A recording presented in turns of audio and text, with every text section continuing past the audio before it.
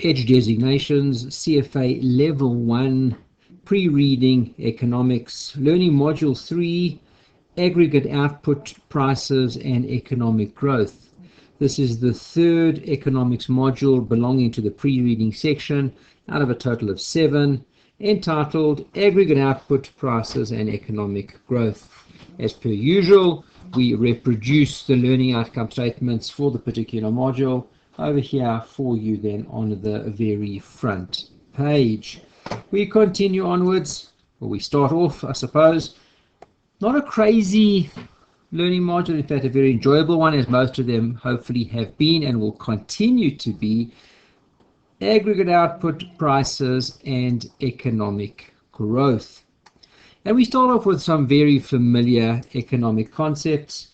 Calculate and explain GDP, gross domestic product, using both the expenditure as well as the income approach. Okay, and related to that then, compare the sum of value added and value of final output methods of calculating GDP. Okay, let's start off first and foremost with some of the nice definitions. Aggregate output and income. Aggregate output of an economy is the value of all goods and services produced within a certain period. That's aggregate output. Aggregate income is the value of all the payments earned by the suppliers of factors used in those production of goods and services. That's aggregate income. Okay. Because the value of output produced must accrue to the factors of production, okay, aggregate output and aggregate income within an economy will therefore be equal. Okay. For broad-based forms of payment of income, compensation of employees, things including wages and benefits, rent, which is a payment for the use of property, interest, which is a payment for the use of lending funds, and profits, which is the return that owners of a company receive for the use of their capital. Aggregate expenditure, total amounts spent on goods and services produced in the domestic economy during the period, which must also equal aggregate output and aggregate income. Okay, important of course then to remember, okay, that some of the expenditure may come from foreigners in the form of net exports. Okay, so in terms of looking at the overall economy, aggregate output, aggregate income and aggregate expenditure are all different ways of really just decomposing the same quantity. Okay, let's have a look at an example. Okay, we're going to look at the diagram in a second. Okay, it illustrates the flow of inputs, outputs, income and expenditures. A very simple economy. Okay, first and foremost, and let's just have a quick look at the picture. You can see it over there. There you've got your households, labor and capital, business firms. Okay, and let's just have a quick look back over the previous page, how everything works. Okay, so households supply the factors of production, either labor and capital. Who do they supply them to? To businesses. What do they get in exchange? Income, in terms of wages and profits. That total is $100. Okay, we show you those flows on the next diagram. Companies use the inputs to produce goods and services, which they then sell to the householders. That's called aggregate expenditure for their $100. Okay, we've kept everything constant, of course, at the $100. The output and expenditure flows are shown by the bottom two arrows. Aggregate output, aggregate income, and expenditure all equal to $100. And that's this picture over here, guys, then on top of page 3. Everything there then equals then to that $100. Okay, and that's just the flow that we talk about, the circular flow within a simple economy. GDP, gross domestic product. Look at the word, the D stands for domestic. It's the market value of all final goods and services produced within the borders of a country within a specific time period. Market value, Okay, all we need to do is we take the quantity of each product, we multiply that by its price, add them all together, and then quite easily we can arrive at the market value then of the GDP. Because remember, all GDP is just price times quantity. In other words, the price of each amount and the quantity that has been provided. Final goods and services. Products can be defined as either final or intermediate. An intermediate product is used, which we use to create the final product. By way of example, a car battery bought by a motor manufacturer, which now needs to be fitted into the car, would be called an intermediate product. The person that buys the car is buying the final product. Produced. GDP only records the value of new goods produced. When goods are just transferred between people and no new production has taken place, GDP will remain then unaffected. We talk about within the borders of a country. GDP measures the value of goods and services only produced on the soil of the country in question. And based on that, any income earned, for example, by a foreigner, which is working in the USA, will be included in GDP of the USA. Income earned by an American living in Singapore won't be included in the GDP of the US, even though it was earned by an American, but it wasn't earned in America within its borders, and based on that, it will be included then in the GDP of Singapore as it was earned and produced there. Top of page 4, period of time. The period in question is what we call the current period, whatever that happens to be. The sale of a second-hand car is not recorded because remember it's already been recorded once in one period. When was that? When it was initially produced. To ensure that GDP is measured consistently over time and across countries, we use 3 broad-based measures and criteria. All goods and services included must be produced during the measurement period. Only goods and services included in GDP are those whose value can be determined by being sold in the market. We've got a real value for those goods. We know what the value is. And only the market value of final goods and services is included in GDP. Not those then that are resold. We look at 2 specific approaches, expenditure approach and the income approach. And let's have a look at the expenditure approach first. The expenditure approach is we add together the spending of all the main participants in the economy. And who are the main participants then in the economy? Households, firms, government sector and foreign sector. And that's called GDP. And how do we arrive at total spending? Nice and easy to remember. C, consumption of the households. I, investment. G, government expenditure. And X minus M is exports less imports. In other words, the net exports. Income approach to calculating the GDP.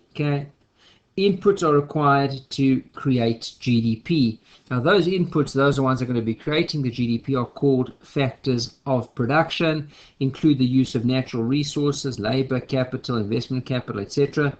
And each of those specific factors of production, let's talk about labor for a minute, is rewarded with income in some form. Employee compensation for labor, rent for properties, corporate profits, interest income, depending on what it is. Let's have a look over here. By way of example, a farmer sells wheat to a miller.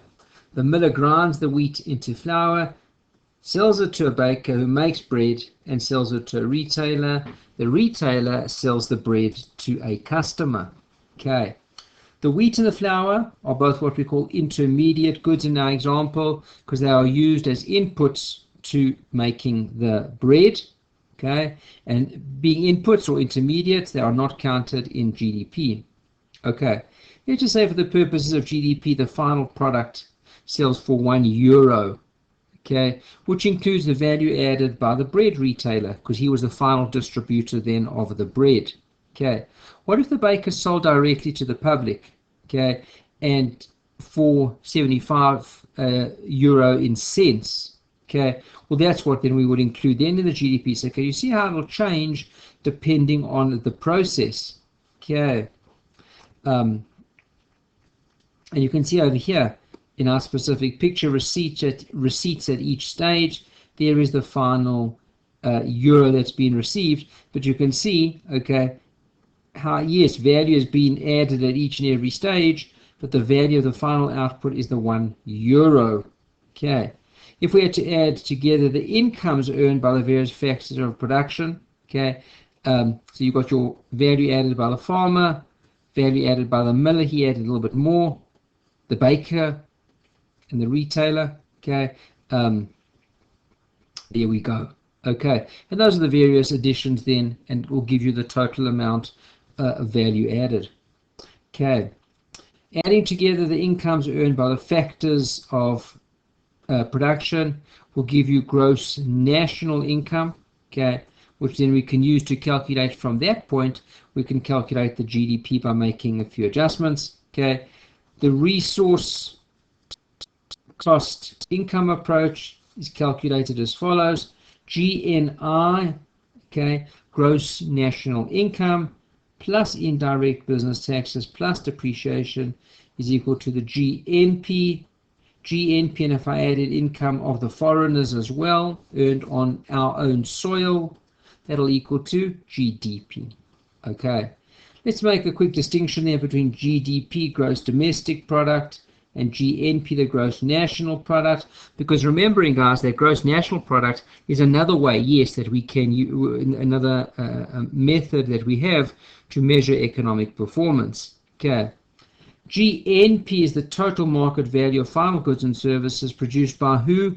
The citizens of a country. Doesn't matter where they're living. GDP measures the value of output within its own borders. So if you want to calculate GNP, you would go GDP less foreign factor payments plus foreign factor receipts.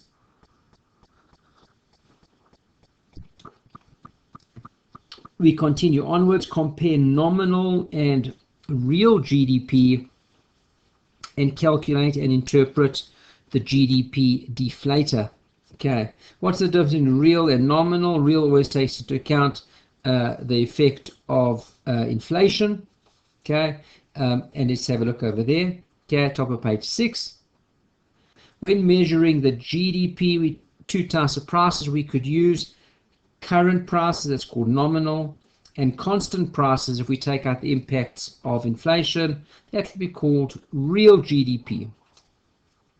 Increases in the nominal GDP from year on year, okay, could be as a result of an increase in output and most often an increase in prices, okay, generally referred to then as inflation. Using nominal GDP to infer changes in welfare, okay, would be incorrect. And then to remove the effects of inflation, okay, the nominal GDP is converted into real GDP. And how would we do that? We take off the impacts of inflation and we make use of some type of a price index.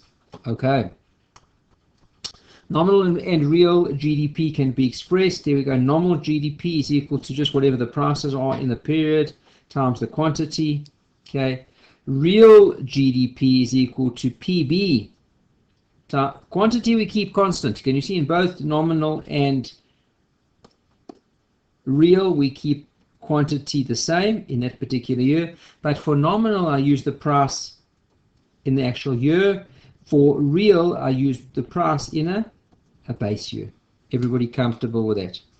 Okay, and that's just there to make sure that we keep prices constant, and then of course that would be called a real GDP. Okay, there's a nice little example for you over there. Do take a look at that then on the bottom of our page here. Okay, top of page 7 we look at a concept called the GDP deflator. Okay, it's a much larger basket than the CPI, just the consumer price index, okay, because that's really just related specifically to consumers. It includes goods and services purchased by government, business sectors as well as consumers as well. It includes capital, goods, office space, and machinery. CPI is a more limited number as it only includes things related specifically to consumers. Well, which is the best index to use? And of course, that'll depend on what we're trying to measure. The GDP deflator is a better measure of the entire economy, okay, than CPI, because it's much wider. Okay, CPI, which talks more about consumer price index, really looks at the impact of rising prices on consumers. Some equations to take into account: your GDP deflator, nominal GDP over real. Okay, real GDP in the current year is equal to nominal GDP in the current year, and just take into account your GDP deflator, base year as your numerator, and current year then as your denominator. And they're already giving you quite similar concepts over here, guys. Real GDP is nominal GDP over the GDP deflator, because remember the GDP deflator talks about how much inflation is in there in the broad-based economy. So if you take your nominal GDP that's got inflation in and you divide it by the inflation factor, which is almost a representation of the GDP deflator, you come back then to your real GDP. Okay, and over here on the bottom of the page we give you some nice examples just to work through, just to make sure that you are familiar and are able then to use those specific equations. Okay, and we move on to page number 8. Okay, we're going back to our equation when we looked at GDP in terms of expenditure. In other words, GDP, gross domestic product, in terms of the various expenditures. And what were those? C, consumer spending. I, investment. G, okay, was government spending. And X minus M, X is exports, M is imports. Okay. And there's a nice picture for you, okay, which shows the flow of expenditures, income, financing among the 4 sectors of the economy: the householders, okay, government. The householders, as you can see, they pay their taxes to government. That's one flow. Okay, you've got firms over there. Okay, and then you've got the financial markets, factor market, goods market, depending on what the factor market is, labor, capital, and land. There's your goods market over there. Okay, there is your financial markets, and you can see over here the financial markets provide money to government in terms of government borrowings. The government will use that for spending into the goods market. The householders go into the goods market in terms of consuming from that particular market. Firms make investments in the goods market. And of course, in dealing with the rest of the world, there's exports and imports from the goods market. Okay. And that's a basic picture of the general flow. The household and business sectors, okay, we've got to look at this already. The very top of our particular exhibit, okay, shows the services of labor, land, and capital flowing through the factor market to business firms, and the flow of income back then to the various households. Households spend part of their income on consumption, part of it on savings. Okay, consumption goes through to the goods market, to the business sector. Households saving flows into the financial markets, where it provides funding for businesses that either need to borrow or raise equity capital. Firms borrow or raise equity primarily to fund investment in things like property, plant, equipment, and investment is seen as flowing from firms through the goods market back to firms. Why? Because the business sector demands, okay, both demands and produces the goods needed to build a productive capacity. Government sector, we know what the government sector gets up to, and we saw both sides of the government sector. Number one, in terms of taxes that get paid into the government sector, they use those to get back then into the goods market, and they can also borrow money, okay, which we showed you as well from that picture. They can borrow money which they can from the businesses, and they can then put that then back into the market. External sector, external is trade and capital flows. X minus M, X is exports less imports. Okay, and that's really the component of the market that then belongs to foreigners. Okay, and we'll talk a bit later on in terms of our notes. Okay, balance of trade, trade deficit, balance of payments. That's all coming up ahead. Okay, we move on a little bit over here, top of page 10. Okay, let's have a look. Compare GDP, national income, personal income, and personal disposable income. Okay, gross domestic product. Okay, we've seen this before. We're going to remember there were the two approaches. There was the expenditure approach, which we'll use over here, and there was the income approach as well. And GDP is calculated as consumer spending, investment, some change in inventories, government spending, government investment, exports less imports, and we've got another interesting one, just to take into account if there's any differences, and we call that the statistical discrepancy. Okay, because remember, income and expenditure should give us exactly the same number, but it's not exactly sometimes, and often what we need to do is just write that off in a sense to what we call or account for in terms of a statistical discrepancy. Market analysts more closely follow the expenditure approach. Why? Because the data there is more timely and reliable than data that we get for the income components. Okay, we move down a little over here. Okay, GDP is estimated in the income approach, looking at now from the second point of view, as national income plus capital consumption allowance. And again, because the GDP, when calculating it on the two different approaches, doesn't match exactly, we often have, again, the same concept here called statistical discrepancy. Okay. When national income is the total income earned during a year, okay, by the nation's citizens domestically or abroad, okay, as well as the income received by all factors of production used in the generation of final output. What does it get to? National income is the compensation of employees, corporate and government enterprise profits before taxes, interest income, business net income, rent, indirect business taxes, less subsidies, okay, is equal to national income. Is equal to gross national product, less depreciation, less indirect business taxes, as well as business subsidies. Okay. Okay, on over here, what is personal income? Personal income, or PI, total income received by domestic households and corporate businesses.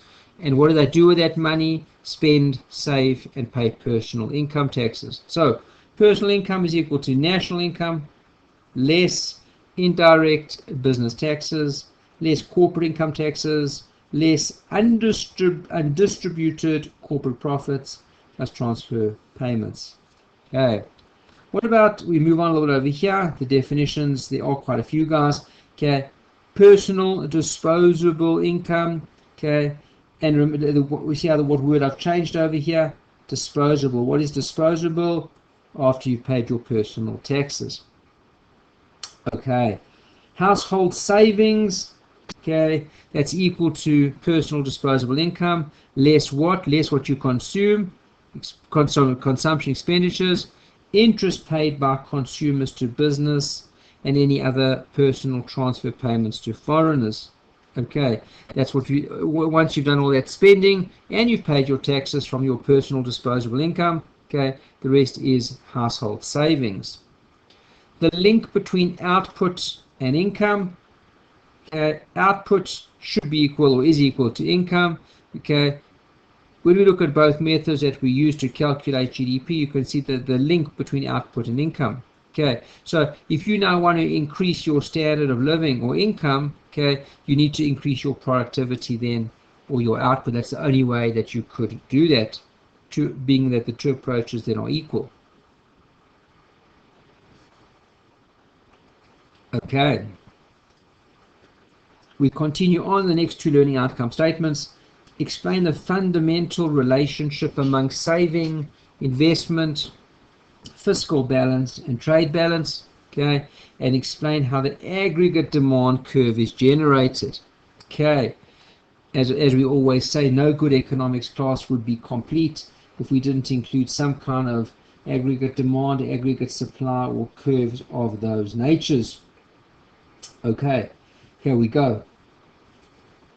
Aggregate demand and aggregate supply. Aggregate demand is the aggregate demand, the quantity of goods and services that households, businesses, government, and foreign customers want to buy, of course, given what? Given a certain level of pricing. Aggregate supply, the quantity of goods and services producers are willing to supply, again, at a given price level. Okay. We start off with aggregate demand. Okay. Equilibrium, according at least to according to Keynes and the Keynesian economists, occurs when aggregate demand is equal to current output. That's equilibrium. What are the elements of aggregate demand? Planned consumption expenditure, investment expenditure that is also planned government expenditure, and planned net exports. And hopefully, guys, those concepts should not be new to you. Consumption, investment, government, and net exports. X minus C or X minus M. Okay, everybody comfortable with that? Let's have a look at some of our simplifying assumptions as we continue on to develop the model.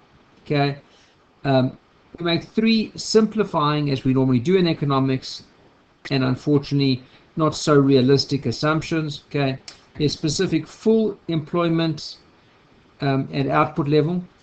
Okay, so if there's full employment, what would we say about full employment? Well, the only thing that's left is the natural rate of unemployment. Okay, wages and prices are totally inflexible until full employment level occurs. Okay, government fiscal and monetary policies are constant.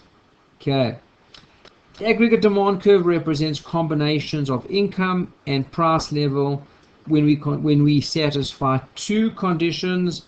Planned aggregate expenditure is equal to actual income, and the available real money supply is willingly held by households and businesses.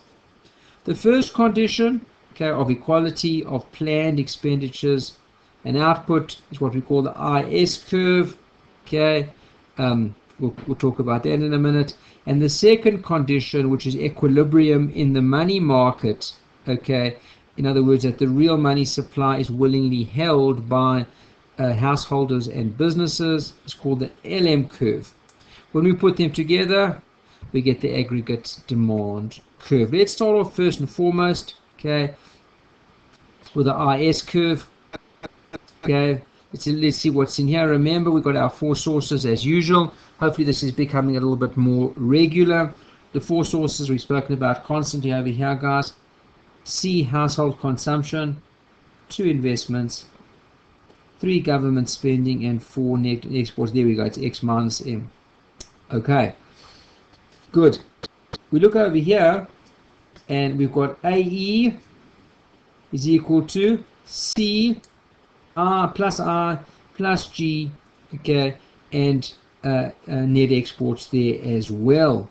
Okay, personal disposable income, we've spoken about that already. Okay, and then we say households will allocate their disposable income. Well, they've got two real choices, don't they? They can either consume or save. Is everybody comfortable? Okay, and therefore what do we say? Y GDP plus transfer payments, okay, there's business savings, okay, minus R taxes is equal to, then the only two places where the money can all go to is consumption or household savings. Okay, taking that equation, you know, we in economics, because we're going to take all the equations, rearrange them and get them to the right place that we want them to be. Okay, Y is now equal to C plus S plus T. Okay, T is net taxes, S is total private sector saving. Okay, what else do we know? Total expenditures are always equal to aggregate income, which is Y. Okay, we now have the following relationship. C plus S plus T is equal to, we know this by now, consumption, investment, government, and net exports. Okay, again, you can rearrange that equation, okay, and you arrive at a relationship, a fundamental relationship among domestic saving, okay, investment, fiscal balance, and the trade balance. Fiscal balance, government and taxes; trade balance, exports, I, investment, okay, and there we go. Is everybody comfortable? What does that equation tell us, guys? That domestic private saving, okay, is really used in one of three possible ways: investment spending, financing government deficits, and building up financial claims against overseas economies. Okay, two types of variables in macro models: endogenous, okay, variables are explained by the equations, okay, and endo, literally within, okay, and those are explained by the equations, okay. Exogenous, normally external, and not explained within the particular model. Okay. Government spending, by rearranging our equations above, okay, and you want to get government on itself, got G minus T, okay, that's the net of taxes. There's S minus I, and then there's your exports there as well. Save S minus I, savings and investments. Okay, I know it does get a little bit long, guys, but we've got to work through these equations to come to some final kind of picture for aggregate demand and supply. A fiscal deficit is when government spending, okay, less the taxes is greater. In other words, they're spending more than they're getting in.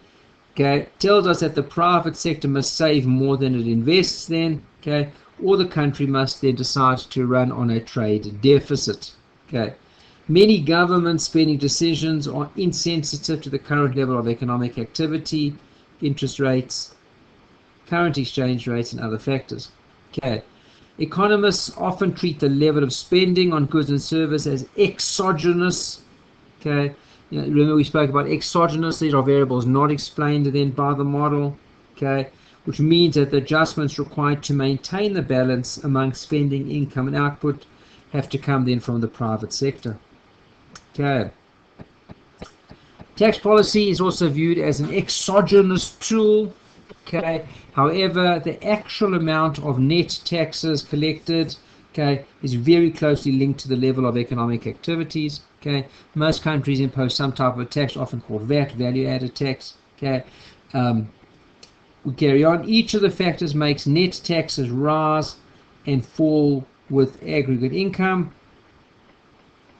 Okay, which is Y. So we look over here. Okay, G minus T.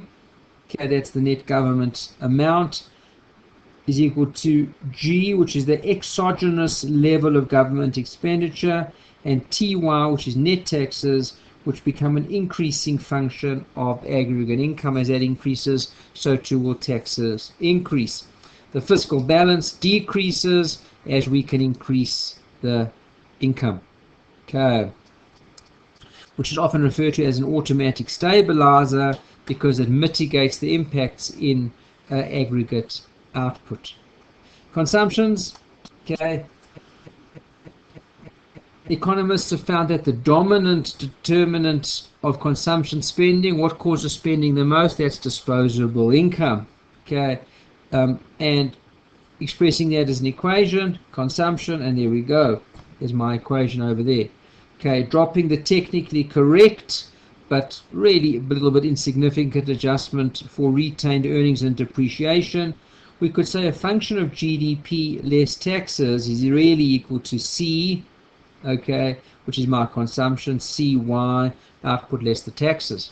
Okay, when householders receive more income, some of that will go to being spent and some of it will go towards savings. How do we know how much will be spent and how much will be saved? We've got the MPC, which is the marginal propensity to consume. That's the proportion of an additional unit of disposable income that is consumed or spent. Okay. Any amount that's not spent is saved. The marginal propensity to consume is 1 minus MPC to consume. So whatever you're not saving, whatever you're not consuming, okay, then you will be saving. The APC, the average propensity to consume, which is the ratio then of C to Y, okay, what you consume as over the total, okay, rather than a measure of the next unit of income, would be divided between spending and saving, the MPC. We now move on to investment, okay, which is the I component. Okay, companies make investment decisions in order to expand their stock of physical capital, such as building new factories, adding new equipment to existing facilities. Physical capital is any man-made aid to production. Okay, companies also buy investment goods, such as manufacturing plants, property, plant, and equipment, to replace existing facilities and equipment that perhaps has worn out. Total investment, including the replacing of worn out capital, is called gross investment. Okay, GDP includes gross investment, I suppose hence the term gross domestic product. Investment decisions, why do they decide to invest? It depends on two factors: the level of interest rates. Okay, if rates are too high and you need to borrow, perhaps that could dampen investment decisions, and aggregate output income over income, which is really a proxy for the expected profitability of new investments. Okay. When investment decisions may be modeled as what we call a decreasing function of the real interest rates and an increasing function of output. So investment spending is really a function of what, and we spoke about this up here, okay, is really a function of the real interest rate as well as aggregate income. Net exports, X minus M, and guys, I'm sure you're starting to see there's a fair measure of repetition. We do seem to see the same concepts come up quite constantly throughout the notes. Okay, I suppose it might be a little bit good then for the revision of it. Okay, good. Net exports, X minus M, is really a function of income in the domestic country as well as in the rest of the world, and the relative prices of domestic and foreign goods and services. Okay, as our domestic income rises, some of that additional demand that is generated will be for imported goods, and net exports then will decline. Okay, as we come to the conclusion over here, we can now say how aggregate expenditure and income are then brought together. And if we rearrange our equations, okay, again, okay, what would you see? S is equal to I, government, and net exports. The equality of expenditure and income therefore implies S, if I take the I across, minus I, minus investment, must then equal to net government and net exports. Okay, let's have a look.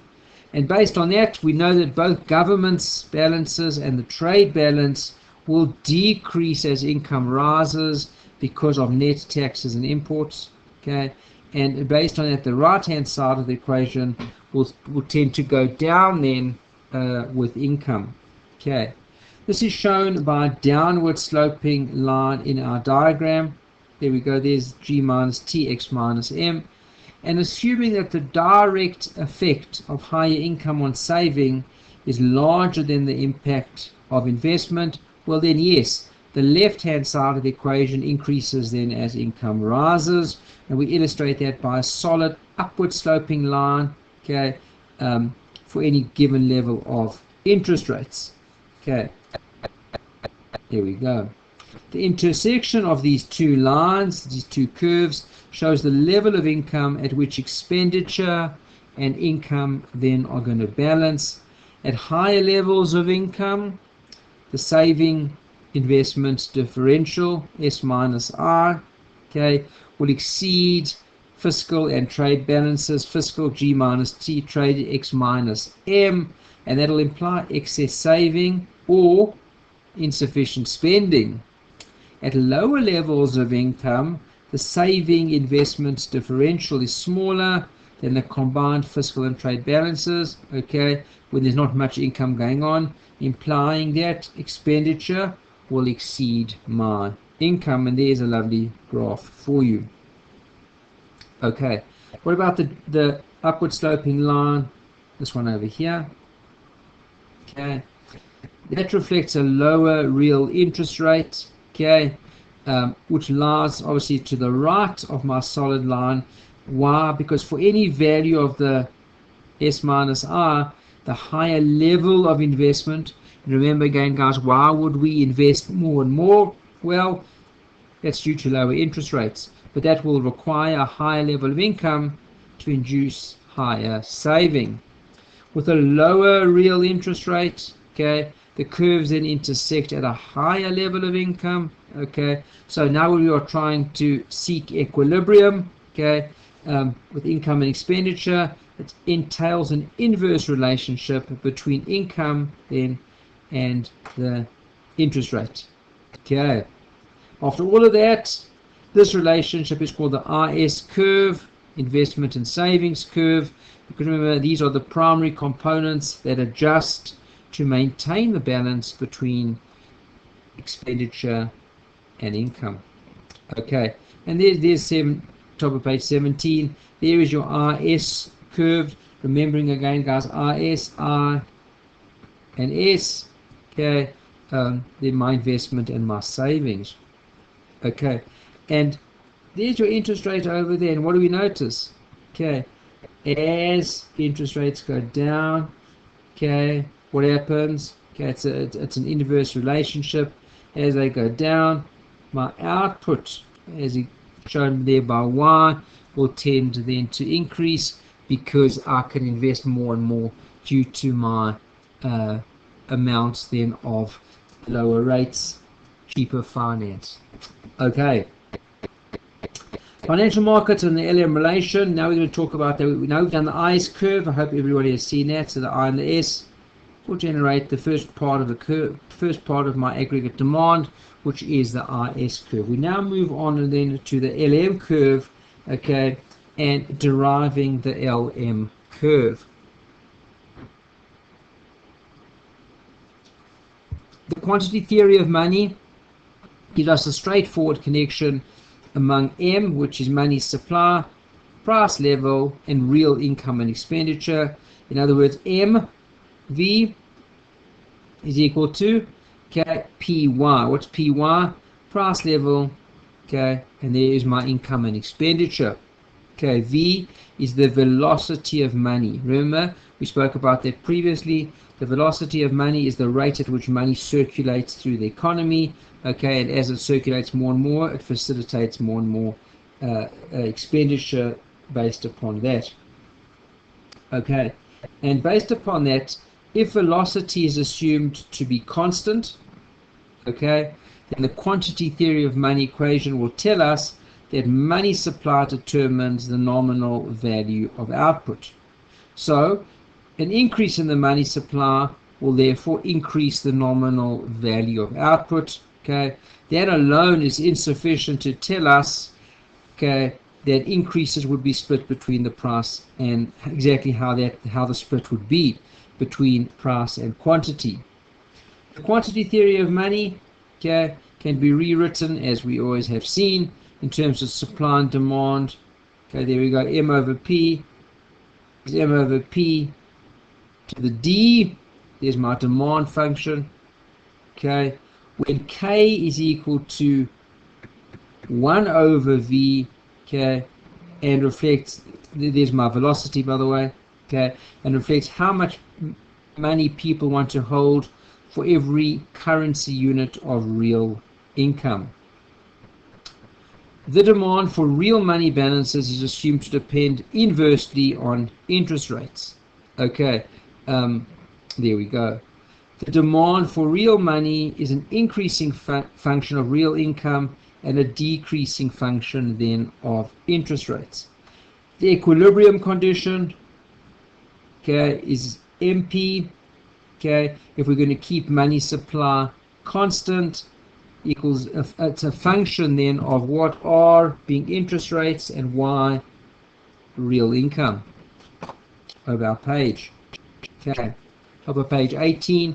Given that the real money supply, an increase in real income must be accompanied by an increase in the interest rate in order to keep demand for real money balances equal to supply. There's my LM curve, okay, which is shown by the upward sloping curve below. There we go. And it's a function of what, guys? Okay, real interest rates, okay, and income.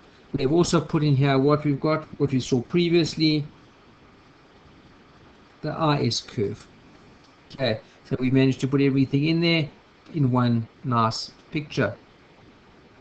Okay, we have a look over here. We continue onwards. The intersection of my two curves, IS and LM, determined the combination of real income and real interest rate, okay, which is consistent with the equality of income and expenditure, okay, and equilibrium then in the money market. Equilibrium in the money market is determined then by the LM curve. Okay. Finally, I'm sure everyone's quite excited. We come to the aggregate demand curve. Okay. And what do we say?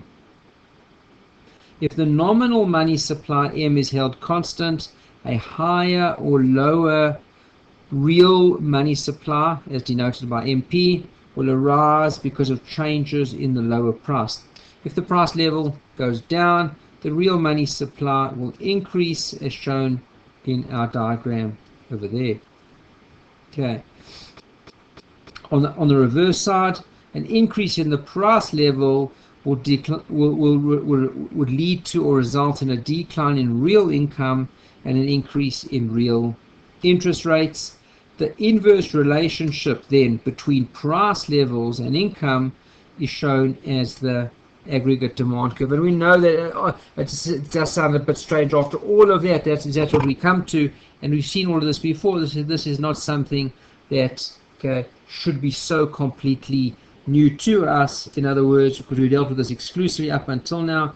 In other words, the inverse relationship between prices and income, is illustrated, in the demand curve.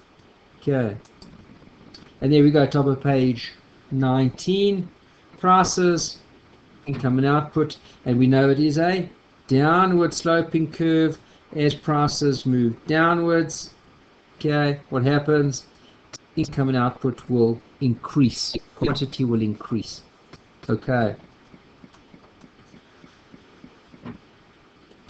The interaction of interest rates and income that is implicit in movements along the aggregate demand curve. For ease of use, let's assume there are no changes in the fiscal or trade balances. So that maintaining the balance between aggregate expenditure and income requires changes in investment spending that in turn must equal changes in private saving. As the price level increases, the real money supply declines. Why? To induce a corresponding decline in money demand. Interest rates also need to rise so that other assets are more attractive, and income then needs to fall to reduce the transactional need for money balances. What does the higher interest rates do? They induce companies to reduce investment spending, which in turn causes a decline in income, which reduces household savings. The slope of the aggregate demand curve will depend on the sensitivities related to investments, savings, money demand, to income, and the interest rate. All of the variables, guys, that we've spoken up until now that have an impact on that will all be impacted then in the aggregate demand curve. The curve will be flatter if investment expenditure is sensitive to the interest rate, saving is insensitive to income, money demand is insensitive to rates, and money demand is insensitive to income, then yes, the aggregate demand curve will be flatter. We move on top of page 20. Now we talk a little bit about the aggregate supply curve in the short run and then in the long run. We've dealt almost exclusively up until this point in time with the aggregate demand curve. We now continue onwards over here with the aggregate supply curve. That's the AS curve. And that represents the level of domestic output that companies will produce at each and every price level. Supply or produce. The short and long run aggregate supply curves are different with respect to how wages and other input prices respond to changes in final output prices. In the long run, okay, wages, prices, and expectations can adjust. That's talking about at least a couple of years, okay, but not long enough that physical capital, okay, becomes a variable input.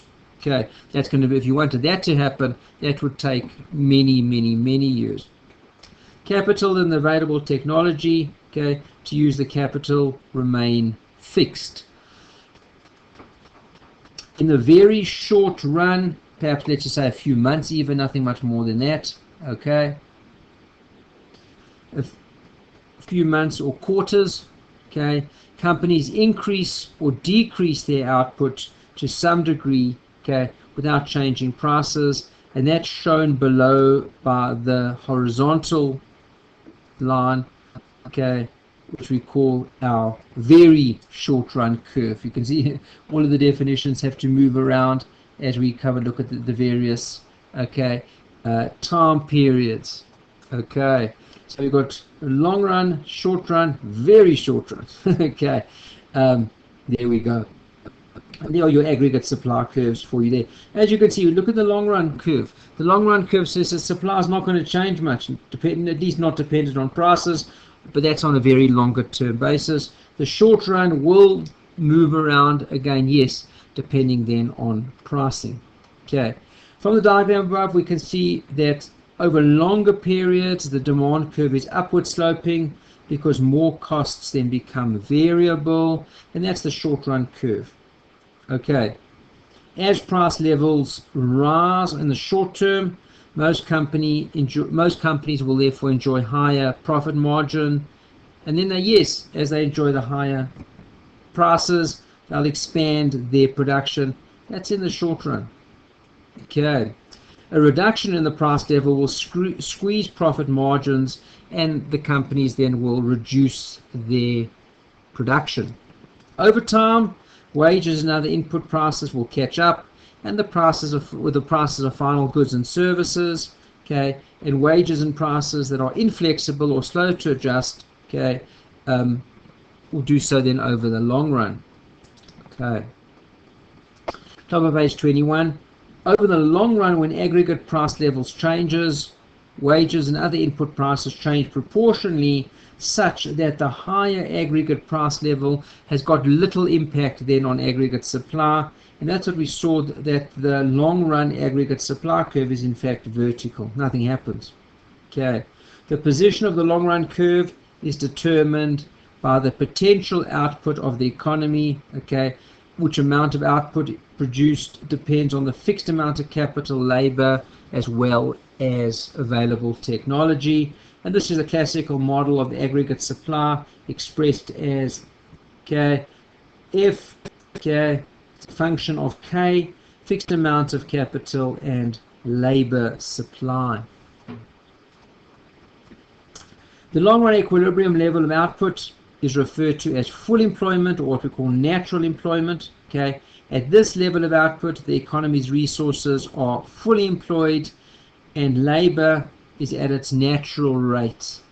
Okay, we call this concept the natural rate of unemployment. Okay, that the macroeconomy is currently operating at an efficient and unconstrained level of production. This brings us then to the next learning outcome statement, but I think at this point we should take a pause in this particular video number 1, and we'll continue onwards with video number 2 for learning module 3 coming up.